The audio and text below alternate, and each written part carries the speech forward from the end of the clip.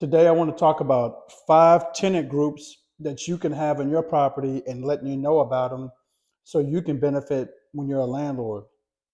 But before I go further, if you will, please smash that like button and subscribe. Watch through the whole video. I'll give you a lot of good content and information. So, when it comes to these tenant groups, I'm a landlord and I've used all different types of tenant base in my property. And I'm going to give you all of them today just to give you an example of what you can use, again, like I said, in your business. A lot of my tenants on here are Section 8 families, right? Section 8 or low income, same thing. And let me tell you why I like low income Section 8 families. Because when I have people and families in this group, it's guaranteed money coming in every single month, subsidized rent from the government. The government pays a portion, the tenant pays a portion, a small portion, and that's guaranteed every single month for 12 months. So that's one good thing I like about it. That's the main thing. Another thing I like about, let me put that down, uh, income guaranteed. So, that's a plus, right? Here's another thing. When you, and this is in some states, when you bring in a Section 8 family into your house and have them as a tenant and you sign them up, they're going to get what you call, or you're going to get what you call a landlord incentive. Landlord incentive. And what that is a is a one-time signing bonus for bringing them into your property, because it's hard for a Section 8 family to find properties nowadays. It's not that there's not any houses out there. The problem is a lot of landlords won't accept Section 8 families into their properties because they hear the stereotype, they hear the news about that they're going to tear up your property. Look, I've been a landlord for 23 years. I could tell you, it doesn't matter if they're on Section 8 or not. Humans are humans, so it doesn't matter about the tenant base. Okay, so also with Section 8 income, what happens is they get what you call voucher packets. I just want to let you know. So that's how they're getting paid. They're going to bring to you a voucher packet. You're going to have to sign it. They're going to have to sign it and take it back to their caseworker. But this, like I said, is guaranteed money. Another good thing about Section 8 families, guess what? They're long-term tenants. They're not going to go anywhere, right? Because once they stay in there, it's hard for them to leave anyway, because it's hard to just find something again. These tenants stay long-term, and that's what I like about my tenants. My tenants have been in my properties for quite a while, 2 years, 3 years. One has even been in there for 7 years in one of my properties. So I like Section 8 families in my properties. Here's another one. We all know about Airbnb. Airbnb, very good uh, tenant base.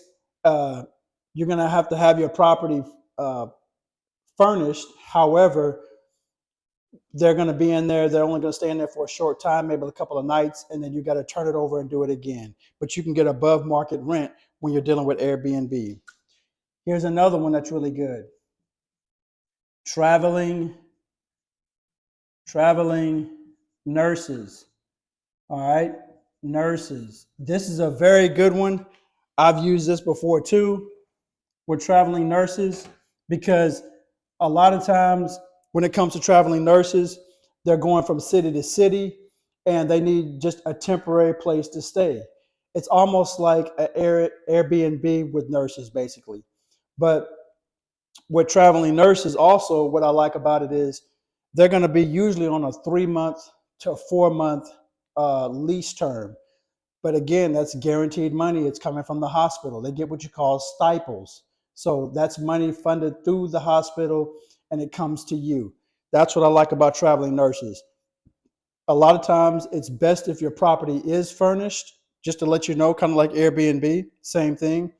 But traveling nurses, again, is good. And what I like about it both, a lot of times the nurses aren't even in your properties for a long time. In other words, they're at their job more than they are at your house. So what that's going to mean is less wear and tear on your property. Number 4, event spaces. Event spaces is a place where people don't really talk much about, but this is a very popular way of getting a short-term tenant in there to rent your properties out. Here's an example. When I did event spaces, I've had people come into my properties for a short amount of time. They may want to come in there and do wedding events. They may want to do parties. This is a lot cheaper to use a house instead of a commercial building and spending thousands of dollars when they can just go out and rent a space. This was really popular and came about during the pandemic. This is when I saw this, and this was when it was really, really popular. So event spaces, very good niche to get into and capitalize on. And again, you're going to get above market rent. And the last one is insurance companies. I like this one too, and I've done it. Insurance companies, very good tenant base to deal with. You've got people that own homes. What ends up happening is, if, say, for example, there's a storm and there's so much damage into the property to where they can't live in there. So what will happen is, me as a landlord, I'm renting out my property. I have it out on the market. The insurance company will call and say, hey, look, I got a policyholder, insurance policyholder that would love to rent your property out. The insurance company will say, hey, look, Mr. Young, we'll give you first month's, last month's rent security deposit. And if they have pets, we'll take care of that too.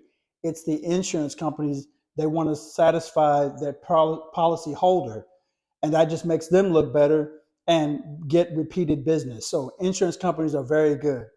So I just told you 5 tenant bases that I've used that are really good and that can help you become even more successful in your real estate journey when it comes to being a landlord. If you like this information, guys, please smash that like button and subscribe.